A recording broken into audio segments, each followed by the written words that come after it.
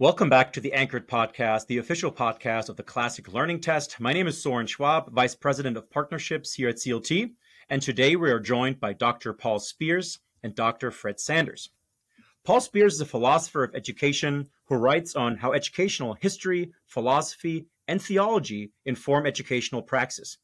He has been a faculty member of the Torrey Honors College since 1998 and has been the director of the college since 2012. Dr. Spears has an MA in philosophy from Biola University and a PhD in philosophy of education from Claremont Graduate University. His written works include Education for Human Flourishing, and he has spoken all over the world from Mongolia to Washington, D.C. on the topics of apologetics, theology, and educational philosophy. Dr. Fred Sanders is a systematic theologian with a special interest in the doctrine of the Trinity. His most influential book is The Deep Things of God, How the Trinity Changes Everything. His doctorate is from the Graduate Theological Union in Berkeley, California, and he has taught at Torrey Honors College since 1999. Gentlemen, it's such an honor to have you on today. Welcome. Yeah, thanks for having us. Absolutely. I mean, I'm personally just incredibly excited to sit here with two legends, what I would consider two legends in the classical renewal movement, and so was definitely fanboying a little bit leading up to this. So we'll discuss some of the unique features of this Torrey Honors College, which I would consider, and I know many share this, to be one of the top honors colleges in the country. Before we dive into that, we always start the Anchored Podcast by talking about our guests' own educational journey. So let's start with you, Fred. Talk to us a little bit about your educational formation and what led you to join Torrey. Yeah, well, I mean, I am a theologian, but I started out as an art major at a state university in Kentucky. And, maybe for our purposes, the interesting thing is that I tried to do university without getting any general education. I was a studio rat. I wanted to make art, and I viewed general education courses as requirements that I should test my way out of, find the easiest version of the class, ask the athletes on the hall, what does the coach tell you to take to get the easy grade in this course? That is how I did college. So it's interesting to have grown up and become a teacher in a setting where we believe general education is sort of the main thing, where we like for students to be employable and have majors, but our business in the Honors College is to generally educate and form the person. Wow, fascinating. What about you, Paul? Well, so mine's pretty interesting. I was, I'm actually a first gen student. My family, my parents didn't even graduate from high school. My academic endeavor was like, I'm supposed to go to school. That's what everybody tells me I have to do. When I even got into college, or when I decided to go to college, I didn't know things like what an ACT or SAT was. So we don't know that either, Paul. We just know, yeah. Time to unlearn that stuff, Paul. Yeah. So that might have been actually good. And I decided that, I needed to do what everybody else did, which was go to school to get a job. And that's what everybody told me I should do. And so I started to sort of wander aimlessly through the academic wilderness until I found a school that I thought, oh, okay, now I kind of see what education is about. And I continued to grow and grow. And I fell on a guy named J.P. Moreland and Dallas Willard and started reading them. And I thought, okay, there's a lot more to this than meets the eye. And so that really kind of changed my trajectory. I went in as a radio, TV journalist major, and that is not what I'm doing today. Maybe it prepared me for this podcast, but then I really saw a radical shift in the ways I started thinking about education and about what it meant to be a human, and how our relationship with God played a significant role in what it meant to be educated. And so that radically changed that. And so I ended up going on and getting a master's degree, thanks to the influence of J.P. Moreland, who I heard at a couple seminars, and pursued philosophy of education because I thought, no, this is where the real work is happening. And there's a huge problem in education, and I wanted to get in front of it. Wow. Yeah, no, this is perfect springboard to kind of some of the questions that I have lined up, and maybe just to start right with kind of some of the unique features of the Torrey Honors College, because it does seem like, and correct me if I'm wrong, it was like a self-contained kind of college within Biola University. Can you tell us, in particular, I'm interested about your views on mentorship as a key to educational success. So someone who might be listening, or a parent of a junior or senior in high school, if they were to come to Torrey, what would that be like in terms of mentorship with some of the professors? Well, yeah, I think the first thing. Oh, go ahead, Fred. I was just going to say that the Torrey Honors College experience is like, is it 50 units? Is it something like 54? 54 units. So, I mean, it's something like half your undergrad experience. I mentioned that just to say, so students are getting majors, they're doing some other courses outside of Torrey, but we really loom very large in their experience. And I think that's an important setting for saying that when students arrive, they are assigned a faculty mentor who's with them all 4 years. Wow. So it means the entire 4-year run if they do the university experience in 4 years, and for something like half their GPA is, coming across my desk as the mentor of when a freshman shows up, I know I'm with them for the long haul. Yeah. And one of the things, we think of academic life as communal. So we don't actually think you learn in isolation. And we don't actually think that the best way to learn everything is to just sit in front of a lecturer and hear them pontificate for an extended period of time. And then where you just sort of regurgitate on command for a test. That's not the way we do it. We have small classes. They're discussion driven. We have this mentorship, which is another part of our belief about the communal nature of learning. And they come alongside you and they help develop you where you're weak and strong. So they're not overseers who are waiting for mistakes. They're actually people who are engaging with their students because what they want to see is their success. The other thing is that makes us pretty distinctive is that all of our faculty members are dedicated to the honors program. They're not like subcontracted out from other departments where they come and they do their work, where you're begging other, departments to give me, quote unquote, your best faculty member, so that we can teach in the honors program. No, all of our faculty are actually dedicated.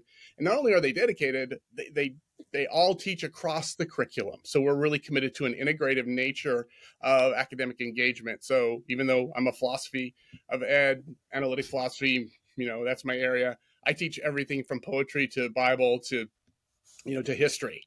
And we want our students to kind of understand that a siloed view of education is actually not helpful for them to flourish. I love that word dedicated. It sounds like you're praising a character trait of the faculty. Yeah, it's actually just a structural observation about our job description. I don't teach in the theology department. I don't teach in the English department. I think that's so dedicated and dedicated. Yeah, but it is structurally, this is 16 dedicated faculty members in terms of their job description. We also hope they're dedicated in their hearts and in their vocations. Yeah. But that wasn't your main point. Right. You would think so. I think if their main dedication was doing research and publications, then maybe Torrey wouldn't be the best fit for them as a teaching college. Well, let me follow up on that then. I mean, and Fred, I guess your experience was similar to that, but I think we can say that young men and women these days are increasingly encouraged to specialize earlier and earlier. Core curricula seem to get gutted across the board at many universities. A record number of students are taking AP classes, not to be challenged, but just so they can skip out of the Gen Ed classes. Like it's an insult, right? Like to take a Gen Ed class. And so you guys are different intentionally. So Paul, you already touched on that a little bit, but can you share a bit more of the distinctiveness of the curriculum and especially you mentioned like about half of the credits coming from that Gen Ed. And then you mentioned that your faculty takes that seriously as well. And even if they're not an expert in that field, they study alongside the students and teach classes that their PhD is not in, which again, that's unique. So can you elaborate a little bit on that? I think you asking Fred? I thought you were asking Fred. We're asking either of us. Both, not at the same time. Yeah. So I think this is a strength of great books pedagogy in general. And I think we've kind of made a radical commitment to it in Torrey. Even our brightest students who are very sharp and know what they want out of life, they don't quite recognize that what we're doing is Gen Ed. Like they can read a catalog and they've made college decisions competitively and all that. But it's so great booksy, and we just hand them Homer's Iliad and start from there. And Torrey, Torrey, just takes on this meaning where students are so invested in it. that even our really sharp, self-aware students kind of look up someday and realize, I was just reading City of God, but it turns out what I'm doing is earning general education credit in the university system. It's just amazing to me how strong the sort of coherence of the branding is, and I don't use branding just as a sort of a merchandising term. I mean, in the students' own self-awareness of what they're doing, they're reading a stack of great books in something called Torrey. It seems strange to them to then get the label, oh, that was Gen Ed? Yeah. So I think we've really succeeded in flipping it in that regard. Yeah. And it's partly, it's because what students have done, and AP is an example of this, it's what they've learned is to master a set of tricks that allow them to, I would call it perform education, not learn. And so what they've done is they have a mastery of that, but they haven't really learned what it means to think. They say, look, I want to know what's expedient. Like, tell me, is this on the test? Is it not on the test? If it's not on the test, I'm never going to think about it again. If it is on the test, I'll only think about it for the window of time that I have to have it in my head. And of course, the second I leave the test, I'll forget, what I was memorizing. And what we're saying is like, no, there's a holistic nature to the way in which we pursue the intellectual life. And as a matter of fact, we talk to our students about the fact that failure isn't actually an indictment of who you are as a human. It's an opportunity to engage something in a way in which, oh, I thought it was like this. It turns out that I'm incorrect about that view, but that's okay. I'll just adjust and re-engage that conversation and question again. So it's about also disabusing them from the performance mentality. Like, what kind of hoops do I have to jump through? Yep. The same thing with AP. We just tell them, we actually don't accept any AP credits in Torrey. And it's not that they're not learning some things in their AP classes. It just means, like, no, what you're doing is actually equipping yourself to be prepared for the kind of intellectual endeavor that we're undertaking. And right. and it works because we have lots of students who are carrying in lots of AP credits who give them up because they really think, nope, I see why this is valuable. Yeah, well, it's interesting. So I transferred from university in Germany with that whole mindset. Yeah, I mean, going into university, I mean, I had to specialize in high school. Like, I had to pick majors and minors even in high. And I was 15 years old, as if I totally knew what I wanted to do, right? But then I transferred over to Hillsdale, and Hillsdale would accept certain transfer credits, but not many. And they made me take all the freshman classes. So I was like 23 or something when I started Hillsdale. And of course, being naive as I was, I complained about having to take, freshman 101 and history.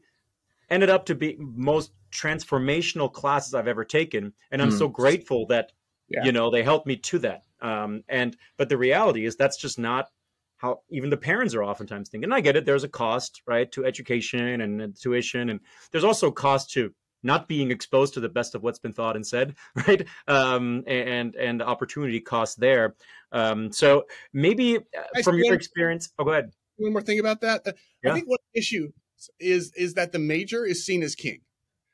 And it really, what keeps you from understanding that the core education, that is the liberal arts piece, is the place where the foundation is laid. That's the thing that undergirds your work.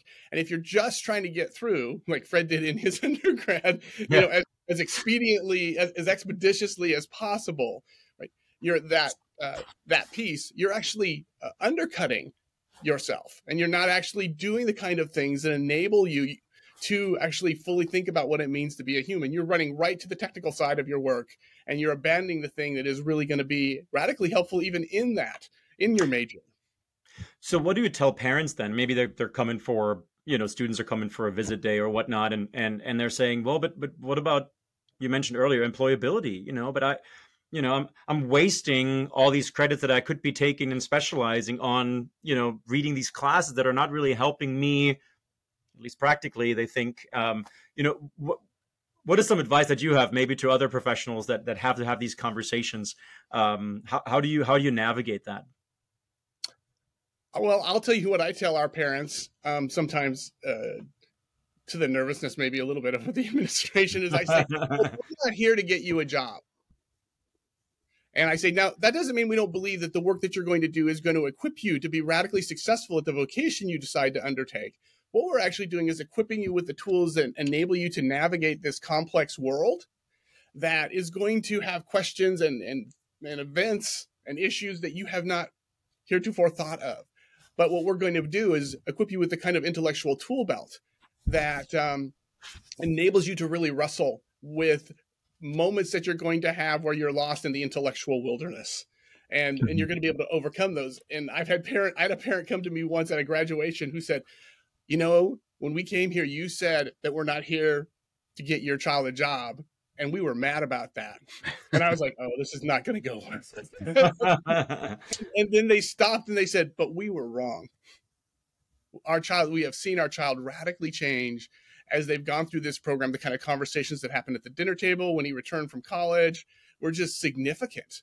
And we see now we're all in on this project. And I was like, okay, phew, I thought this was going to be a radically uncomfortable conversation. But as it turns out, parents are seeing that when they experience it on the other end as they watch their students mature and develop.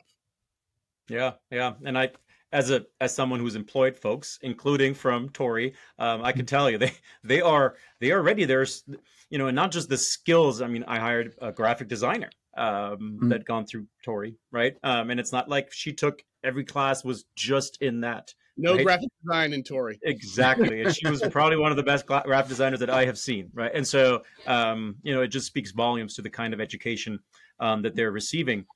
Well, one of the buzzwords, I think, of progressive education, there are many, of course, is critical thinking, right? You maybe add global citizenship and 21st century skills and all these wonderful terms.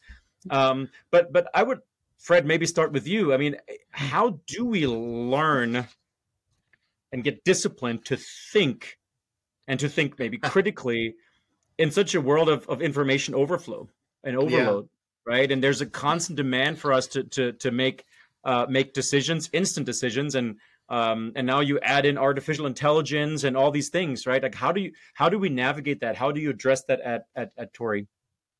Yeah, I think you're right to flag critical thinking as kind of a buzzword, and so often an empty buzzword that people appeal to when their education has no content and they just have to say, yeah, but it's still good for something, even though it's content vacant or content neutral. At least we're thinking critically. Well, so, I'm obviously suspicious of that, but listening to that charitably, I think this person is trying to articulate the sort of formative power of general education. The fact that it's not about mastering a subject matter the way you sort of need to in your major, right? If you're pre-med or graphic design or something, I hope you are learning those tools and, advancing along a path of knowledge. But the magic part, the sweet mystery of learning that's going on over in the general education side of things is about the transformation and the development of human powers of the soul and the mind. And I think if someone doesn't have any of that classical vocabulary for talking about it, they'll often throw up the category of critical thinking as a kind of a placeholder. Because there is something about, I didn't know how to reason accurately, and then I spent 9 hours confused about Plato, but constructively confused. And by the time I get out the other end of Meno Symposium Republic, I am better able to follow a line of thought, like something happened inside of me. In addition to, I could pass a short answer quiz on the content of the Republic. But the main thing that happened is I'm different now for having gone through that. No. Yeah, I think that's right. I think the other piece is that there are categories in their mind that they think they understand. And then they come to a place where they are wrestling with like a question of like, what's justice? And they're like, well, it's to be just. They say really helpful things like that. And then you keep questioning them on like, why is justice a human thing? What does it mean to be justice? What is it about a human being that enables us to even wrestle with these kinds of questions? And so what they get to as they're walking through Torrey is an education in first principles in some ways too, right? Like we keep saying to them, no, you got to go to the ground on this. You've got to go to the foundation. You've got to start wrestling with these questions they're like, well, what does it mean to be a human? Why do humans care about these things? What is it about all of us where we gather together as social animals, doing these kinds of intellectual endeavors? And why do we think that we can actually do this together? Like, why do we actually think that we can talk about questions of justice and actually come to some kind of idea about it in partnership with one another? So getting them to even wrestle with that is like, oh, I've never thought about it that way before. We're like, great, that's fine. That's exactly right. Now let's journey through this question together and let's equip ourselves with the kind of tools that are necessary to really think hard about these important questions. I want to ask you something that I've thought about for a while now, and mostly in conversations with professors at kind of the smaller liberal arts classical colleges, and one in particular, what he said stood out to me, and so I want to get your thoughts on that. He said that they recruit a lot of classical students and students that have received kind of a great books education K-12, and many of them are CLT test takers, and they're wonderful, right? But those are, especially freshman year, not always the best students. And he said, and here's why: it's because a lot of them have defaulted to kind of the regurgitation of what they've received kind of in high school, and rather kind of, like I said, regurgitate some of the talking points that maybe their high school English teacher had, versus truly looking at the text, digging into the text, and quote unquote thinking and reasoning for themselves. Have you seen that? Or yeah, I mean, you're nodding, Paul. Yeah, I think that one of the things I tell my students is just because the answer is true doesn't mean you know it. Huh. And what I say to them is like, you can, like I always say something like, if you take a multiple choice test, right, and you get to a question that you don't know the answer to, what you learn to do is eliminate the wrong answers, right? So you eliminate all the wrong answers. Let's say you don't know this question, and you decide after eliminating that it's B, and it turns out that B is true. And then, but the next question somebody asks you is, why is B true? And your answer is something like, because it wasn't A, C, or D, is not an answer, right? I'm like, you have to have a justified reason to hold that to be the case, to actually have knowledge. And so we're telling our students that just because you say the right thing doesn't mean you understand it. And so part of our job is to actually disabuse you of merely talking points in your educational career, and where they replace a thought like, now I understand because I can say the right thing on command. And I do think students are going to go through a stage where, it's not intellectual puberty, but there is a stage where everything's sort of in disarray and they can't quite put the package together and converse well about it. To my mind, one of the advantages of the 4-year plan for getting a college education is that you can concentrate that developmental stage and kind of, intensely get students through it. And I say that because I think there's something insane about localizing all this on one college campus for 4 years and putting all these people of roughly the same age together. Creatively thinking, I could imagine a 10-year experience where you've got from like age 17 to 27, you're gainfully employed, you might get married, you've started life, but you're still in a kind of you're still doing over the course of a decade what we currently sort of cram into 4 years and no one can truly digest. There are disadvantages to that entire plan of university education. But one of the advantages, I think, is this is going to get ugly for about 9 months here while we're sort of unpacking the contents of the mind and learning to reach articulation about it. Yeah. Part of it is disabusing the students who think they know, and helping them come to the fact like, oh, I actually don't know. And I'll stop and I'll say, by the way, that's a moment of knowledge. Knowing that you don't know is huge. And actually being able to say, now what do I do, is really important. And so we want to push them to a place where they are a little bit in crisis. Sometimes we'll leave classes unresolved. Like we'll be reading The Republic, we'll have a 3-hour conversation, and the plane has not landed, right? And they'll walk out going, what was that? Like, I'm supposed to have an answer. It's supposed to be tied up in a little bow. Anybody, that's all our students are are Christians of one stripe or another. So they know that messages and homilies end up with somebody tying it up in a bow and then handing it over to you. And then they're like, so how come I'm not getting that? And you're like, it's part of the intellectual life is that there's kind of commas at the end of classes. Yeah. And there's a lot. I think our students always do a good job of sort of playing the intellectual game of kicking an idea around and realizing, oh, this was more complex than I thought. It's going to end up sort of unresolved. I'll need to come back to it later with better equipment. But what I love is when they have that moment on something that really matters, like they're trying to understand the nature of God's law and of grace. And we reach a point in talking about Galatians where they think, no, I'm now slightly more confused about this. It turns out I know less about this than I thought I did. And this really matters. Like you can hear in their voice, they feel the existential burn. This is not some indoor sport or game we're playing. And that's when you have to come back and say, yes, it matters. It matters a lot. And we're leaving it unresolved this afternoon. because we're in a high trust environment. We really care pastorally and theologically that you get where you need to go with this, but that doesn't mean it happens on Tuesday when you just realized what you don't know. Wow. Yeah. Yeah. No, I love that explanation. I mean, they're going to be in a physical safe space, but it's uncomfortable, right? I mean, college is supposed to be uncomfortable, but in a way, our culture tells us that any kind of discomfort has to be some external, oppression or some reason as to why. And I remember I attended a talk by Robbie George from Princeton, and he said, we're here to unsettle your settled beliefs. And that's really, really uncomfortable for a while. But at least you are in this intellectual community where it's okay. And like you said earlier, Paul, you might be failing a few times. At least you fail forward in a group of people that love you and that lift you up. Right. Well, and actually, Robbie George is a friend of our program. He was just here, month and a half ago, meeting with some of our students and faculty. And one of the things that he talks about, even with our students, he's like, well, they are deeply engaged at the importance of a question. He was saying that to a group of us. He's like, so impressive that they actually really care. They're not just thinking, how do I do the thing that I need to do to make you think that I'm smart?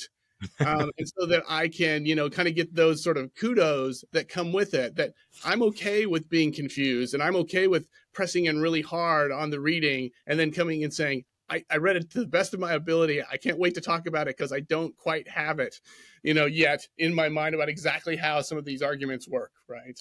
And so that's a real gift. And throughout their life, they're going to be confused, which is okay, but they're not going to be panicked, which is radically different. Confused, not panicked. I like that distinction. Yeah. Well, so we've learned a lot about kind of the early years at Torrey. Let's focus kind of more towards senior year and beyond. I mean, all this boils down to kind of the telos of education, which, as we learned from you, is not employability. It's not, acquiring all the 21st century skills. It's human flourishing. And Paul, as someone who's written a book about that, about human flourishing, I assume you agree with my assessment there. How are students that have gone through those 4 years at Torrey prepared to live meaningful, virtuous, good lives?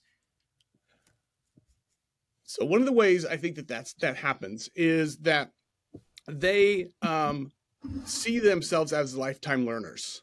They're not satisfied with what happens when they walk off the stage. They're handed a diploma, they shake the hand of the president, whatever else happens, right?